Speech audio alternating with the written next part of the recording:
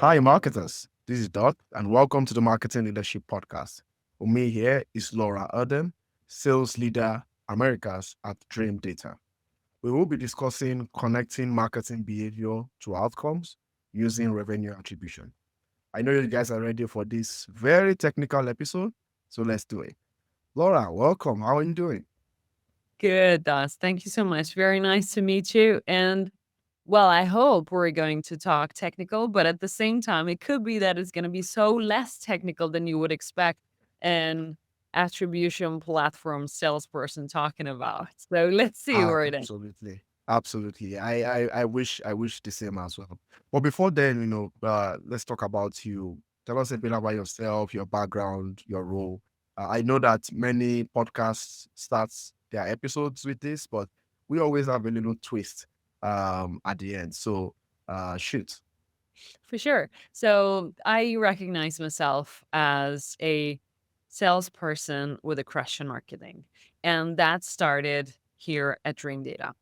It Mhm. started with our passion for LinkedIn social selling that we figured out that this is how we're driving demand at Dreamdata. And usually when people see our brand on LinkedIn, they're trying to re-engage their sales teams to do the same because I'm a salesperson, I'm a sales leader, and I'm active on LinkedIn and I'm actually doing marketing. And that works to help your clients buy, to help your clients find you and understand the problems that they're actually facing that this brand can help you out with. So, Indeed. yes, I'm a sales leader with a crush in marketing. This is my fourth year at Dreamdata. I Okay. joined Dreamdata as an employee number 9, which is very, very early. And I joined Dreamdata from Gartner. So I used to work my whole career at huge enterprises before I joined Dreamdata. And that was also another big change in sales and the sales processes or non existing sales processes at the beginning when you Yeah. join an Yeah. early start. Interesting. Yeah, and I've got a bunch of questions around that as well. I used to be in the client side too, finance mostly. I back in Nigeria, I worked for a bank and I worked for an asset management company. They were in the top three then, and now as I've been in the startup agency side, just like yourself. So hopefully I can learn a few things along with our listeners as well. Okay, so I want to put you on the spot here, and my sincere apologies. Um, I am a huge stalker of you on LinkedIn.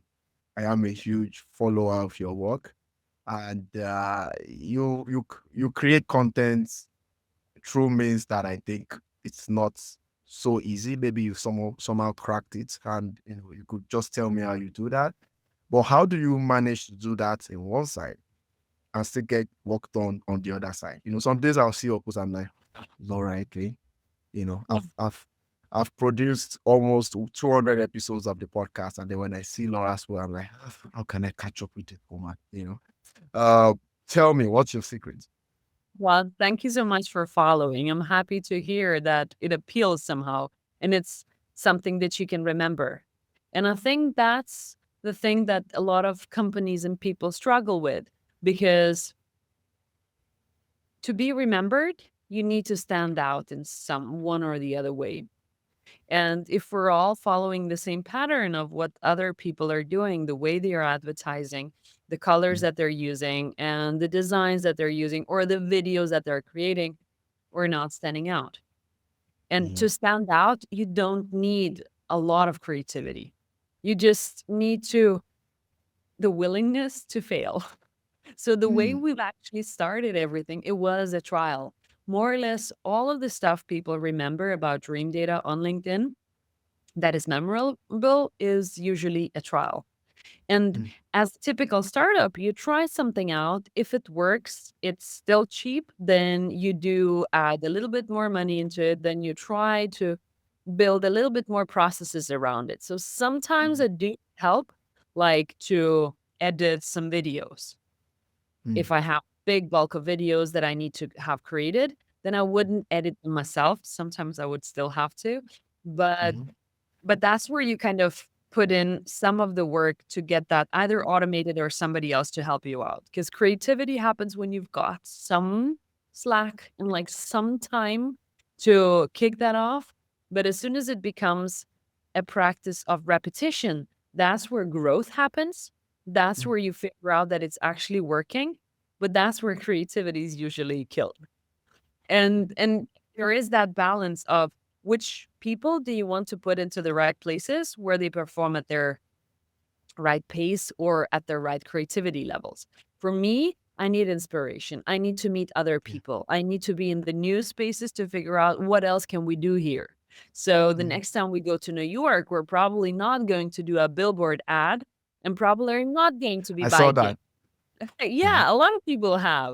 But whenever maybe next time when we repeat it, we will have to do it a little differently, but we wouldn't be doing that 10 times anymore because this is neither scalable nor fun anymore because this has been tried. So either another company will have to try it out to do something different or we'll have to find another way to do it. So Interesting. kind of just put the right people into the right places. So if you found something creative that is actually working, you have to put some kind of automation to get that to work so more people can see it. But the Mm. people or the brains that created the creativity for it, like don't put them into the machine room to try to automate To that. implement. Oh, got you. So ideation and implementation should be different. Hmm. Lazy dots. I hope you got all that. Okay, good. Hey, and one thing I wanted to even add to that, or maybe rehash from that, is the there's so much similarities in how B2B companies market these days. Even in the copy, it's almost the same, and we just have a few people standing out, and I think there's still a lot of work to be done on that side as well. Which leads me to my next question. Um, this topic of revenue attribution.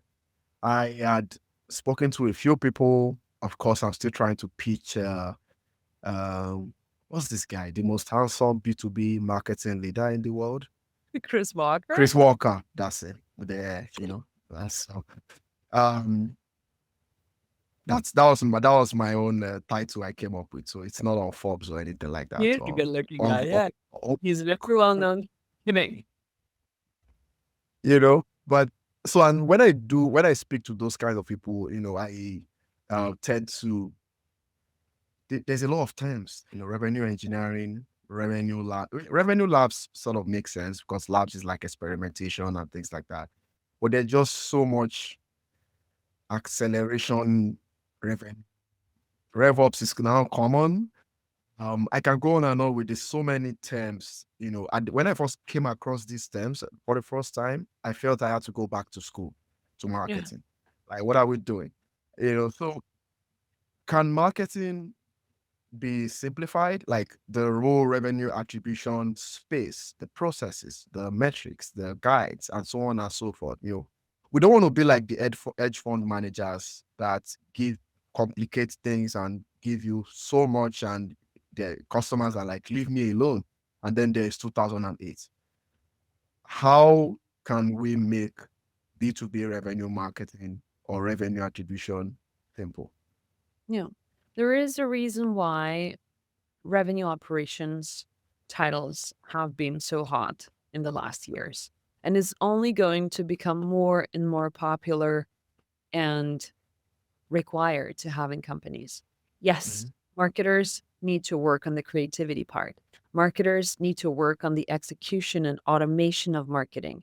But Mhm. the reporting part is partly contradictual to what marketers are trying to build. So if Mhm. you're trying to build for measurement, to be able to map and show that marketing is bringing in the revenue and are bringing in the touches and all of this attribution report, you've already failed. Mhm. Because it could be marketing is not bringing that. And the most important part of operations job is to figure out what are we mapping, what kind of touches are important for us to measure? What are we leaving as that creative air in the marketing team that we know that it actually works, but we're not able to measure it? or we're able to measure it a little further down the funnel, then it's so Mm, much easier to be a marketer of nowadays because there is no pressure for you of mapping out or proving anything at all. You are responsible bringing in the revenue. You're mm, responsible for the revenue, you're responsible for the pipeline, but reporting part is something that very likely you need help on. mm, And the CRM tools, like if you were using only HubSpot or only Salesforce to report on that, well, they're built for the sales world. And yeah, that's why we very often also see some of the companies coming over and saying, oh, help me out. We're only doing first touch. And I feel that there's so much more marketing is doing. So help me mm, prove that. mm, Well, we're starting at the wrong place because yeah, we don't want to help you prove it. We want to help you tracking in place.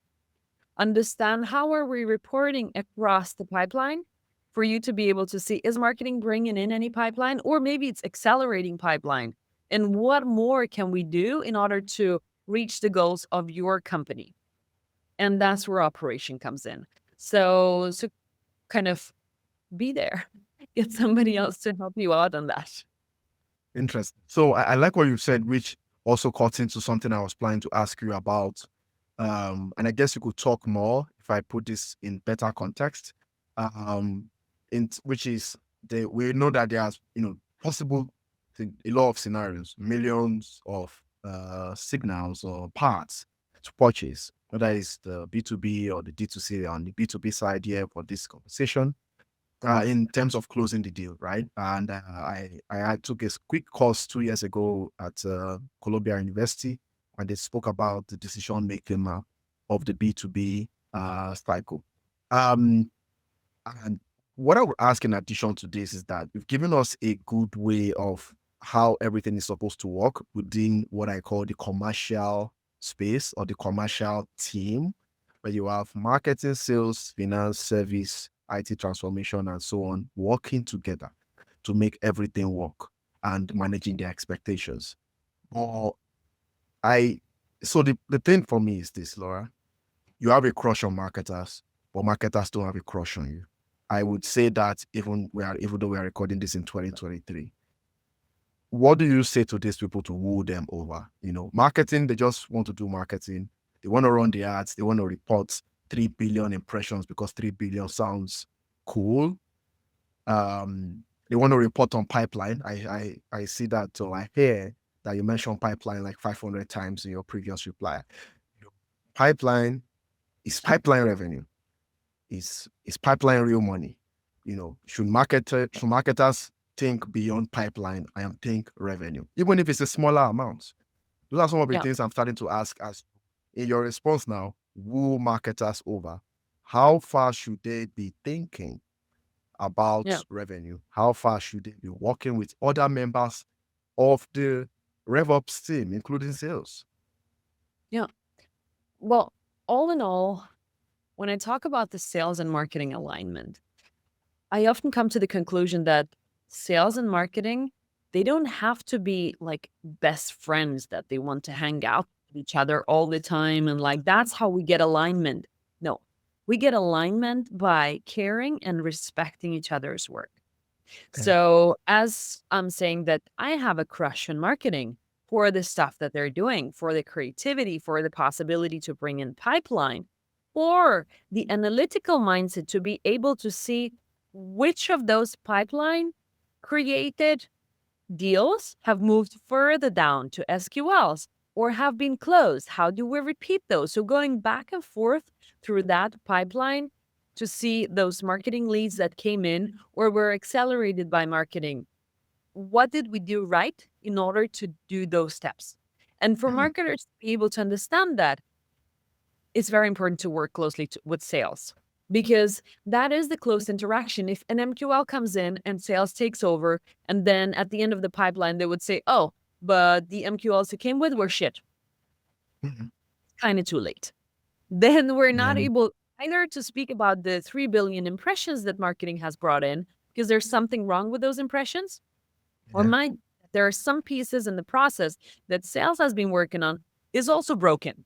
So for us to be able to identify what actually works in marketing, what works in sales, we need that common collaboration. And to understand the basic numbers, not just of the pipeline brought in, but how long time does it take for us to bring in MQLs and for them to move to SQLs? How many of those are moving over? What kind of sources did they come from or did touch before they moved to the next pipeline stage? How about the sizes of the companies? According to the ICPs, are we bringing in ideal customer profiles to become MQL? Or a lot of the traffic is just traffic? Could be it's relevant Mhm. traffic, will become pipeline much later, but we need to know that. We need to Mhm. put data onto that map to understand what's actually working. And for example, for us, so we're an attribution solution and we do so much stuff that is unmeasurable. So even Mhm. though I'm brooding off, oh, understand the touches and understand what's happening, we do so much LinkedIn stuff. You're talking with me because you saw me on LinkedIn. Yeah. I'm selling an attribution solution. And my marketing, my CMO is constantly bugging, saying that, okay, let's make our sales team post even more on LinkedIn. What can we do? What type of posts are bringing in more pipeline?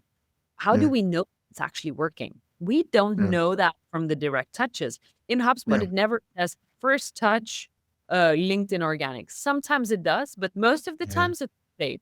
Branded search, direct Yeah. traffic, Yeah. social organic, social Yeah. paid. So if all of those sources that we're seeing on our attribution report are showing up as key sources for our MQLs, and we check in that those are actually moving further into SQLs and new business at the rate that Mhm. is acceptable for us, that means Mhm. something that we're doing is working. Yeah. So you mean coronation? Because that was going to be my. I think we are in a time where, and maybe I will remember to write something about this online. Right? We are, because I also do a lot of marketing intelligence as a strategist. Done hundreds of dashboards. We are at an age where correlation is more important than ever. So leaders, marketing leaders, business leaders should start thinking about how is the spike in this activity correlating across a 6 months period with a spike in, again, Laura, revenue is where is unpopular opinion, but I think marketing should think beyond pipeline.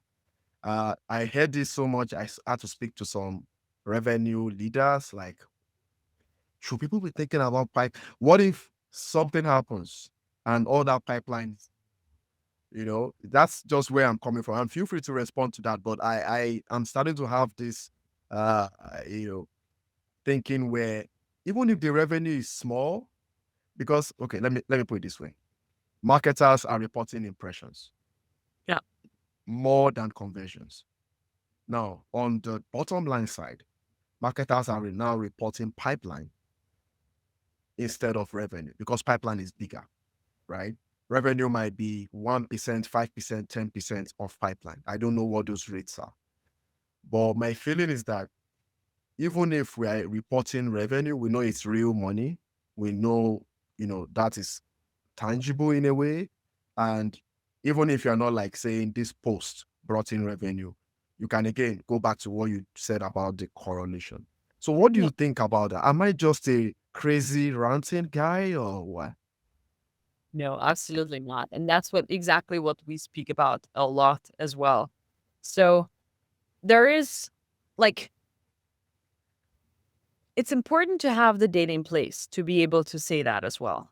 And I understand that if we only say that marketing has to be responsible for revenue, then we have to know that we at least have some data correlation to look into to be able to prove that right or wrong, that it's working in the company or not.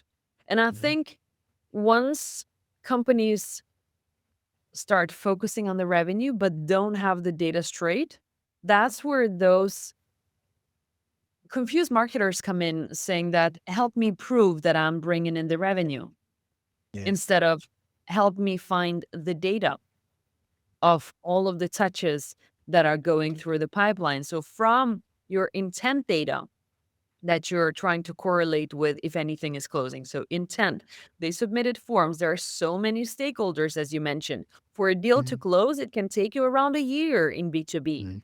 So intent, form submitted, sales process. During the sales process, there's still intent from other people in the same company that are starting to hear about you. So all that customer journey is so messy.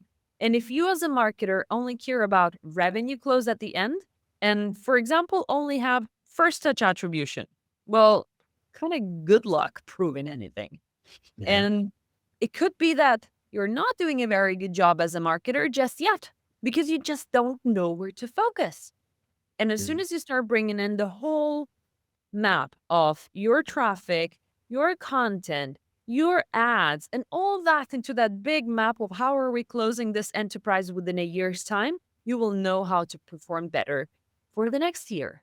So I Yeah. think there's a kind of give and take on focusing on revenue, having the actual data, and being able to start working and on the same line together with marketing and sales.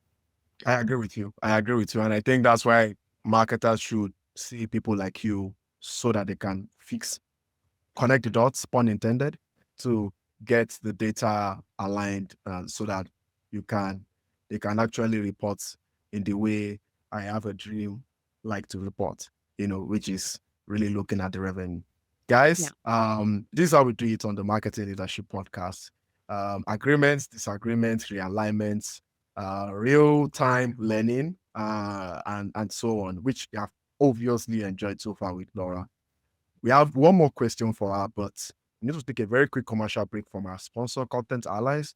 And when we come back, it's the dots rapid fire. So, Laura, I'm going to put you under the stove, on top of the stove, actually, one more time with 3 questions. Guys, please don't go anywhere. Stay tuned.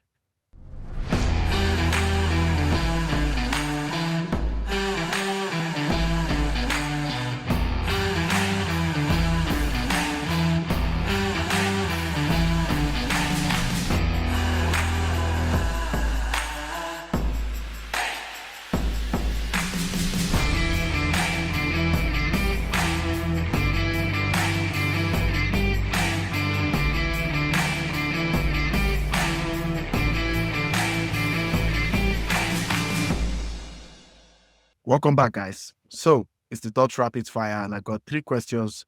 Laura, you say the truth and nothing but the truth. Are you ready? Oh, yeah. Good. Number one, what is your best marketing metric? And I don't want to hear sales or revenue, even though I've been defending that metric for the past 20 minutes or so.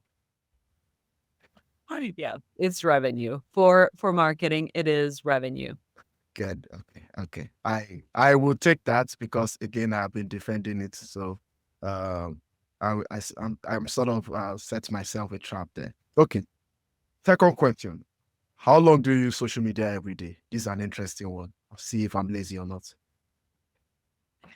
Oh, you're not lazy, Das. The problem is that, well, there comes like, it depends because I'm in sales and Yeah. LinkedIn is open for me all the time.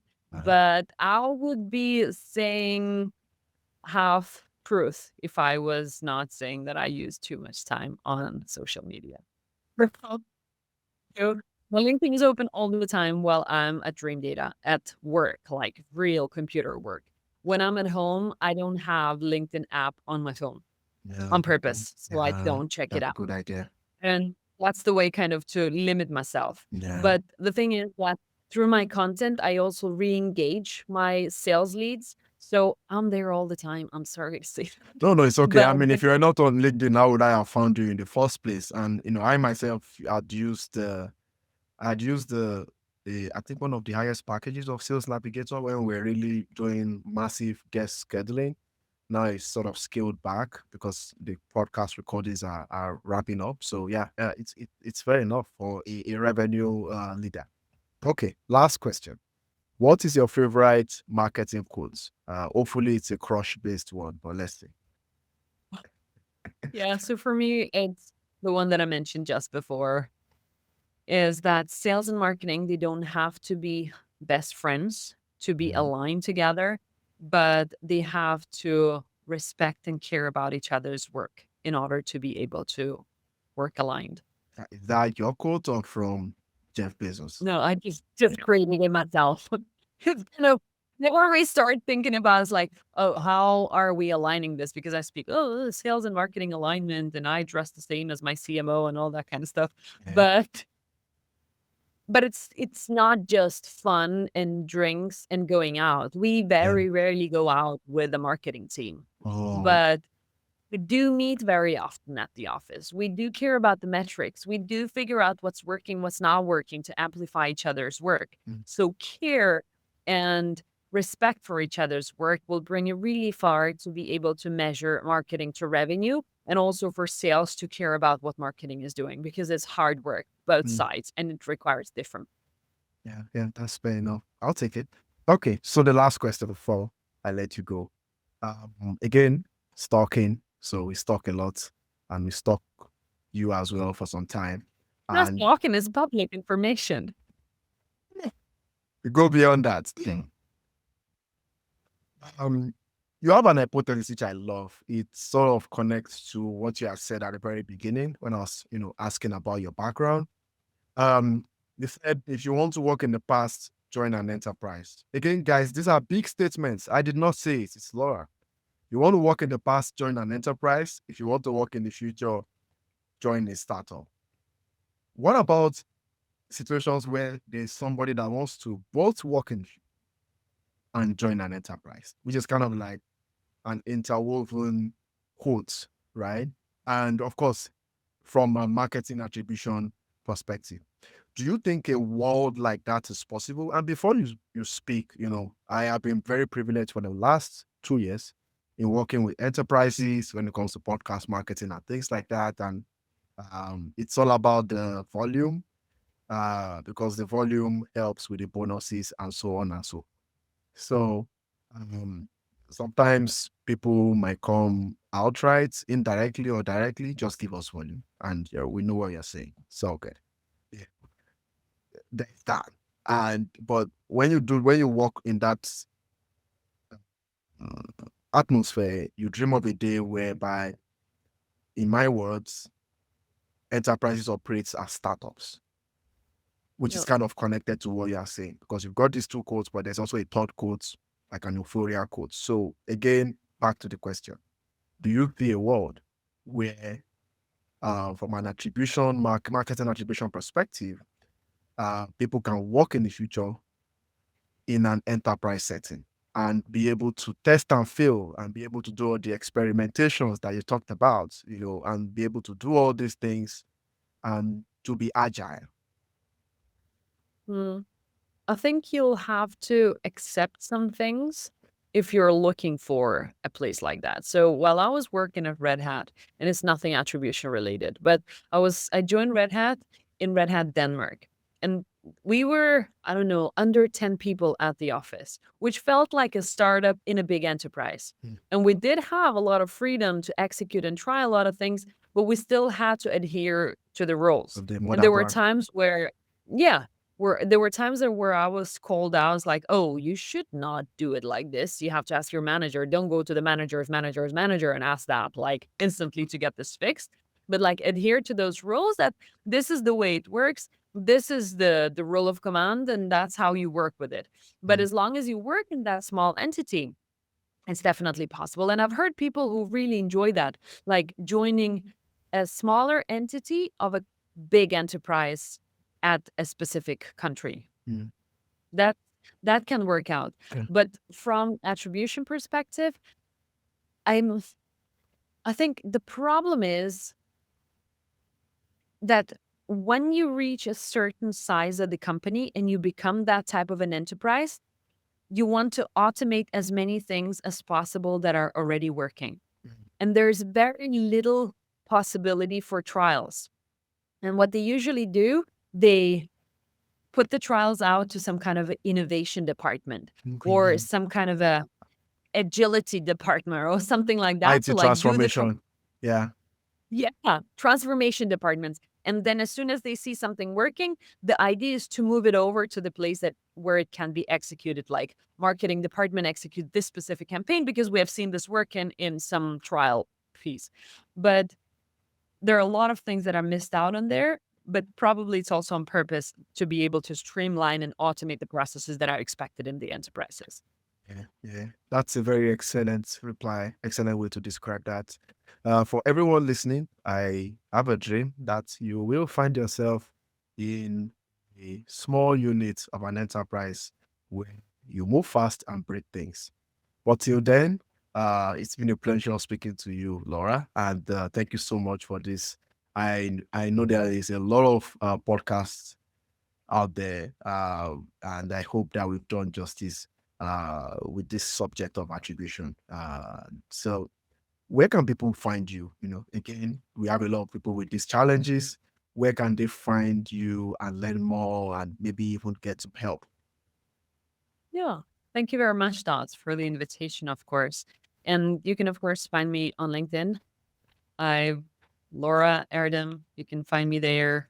Put up out content every single day about attribution, sales and marketing alignment, and visit Dreamdata's website, dreamdata.io, or see you at events as well. We're kicking off the events season in the second quarter already, so probably see you out there as well. Yeah, absolutely. And guys, you can also follow me on LinkedIn for future selfie with Laura in person. But until then, I hope you've enjoyed the episode and you can check more on my website, dodslovesmarketing.com. Search on your favorite platform as well if that's what you want. We are on Spotify, Apple, YouTube. I mean, there are a couple of others, but it's probably the big three.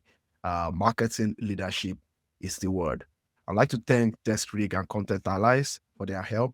And maybe also thank Listen Network too. So check that site out, listennetwork.co. Till next time, connect the dots. Thank you for listening to the Marketing Leadership Podcast, brought to you by Listen Network. There will be links to resources mentioned in today's show notes. If you enjoyed this episode, please leave a 5-star review and be sure to subscribe so you never miss an episode.